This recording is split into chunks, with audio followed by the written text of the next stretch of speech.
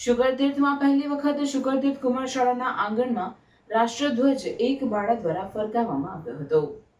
શુગરતીર્થ કુમાર શાળા ખાતે સ્વાતંત્ર્ય પર્વની ઉજવણી નિમિત્તે એક બાળાના હસ્તે ધ્વજવંદન કરવામાં આવ્યું હતું। આ પ્રસંગે નર્મદા હાઈસ્કૂલના પ્રમુખ કિરણસિંહ બી પરમારે શુગરતીર્થ ગ્રામ પંચાયતની કામગીરી વ્યવસ્થાની ખૂબ સરાહના કરી હતી।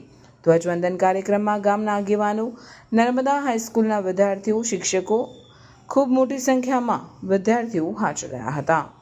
આજે આપણે દેશનો 79મો સ્વતંત્રતા દિવસ ઉજવી રહ્યા છે। એ આપણને હકીકત યાદ અપાવે છે કે સ્વતંત્રતા કદી સરળતાથી નથી મળતી। એ પાછળ લાખો સ્વતંત્ર સેનાનીઓના ત્યાગ, અનંત બલિદાનો અને વર્ષો સુધીના અવિરત સંઘર્ષોની કથા છુપાયેલી છે।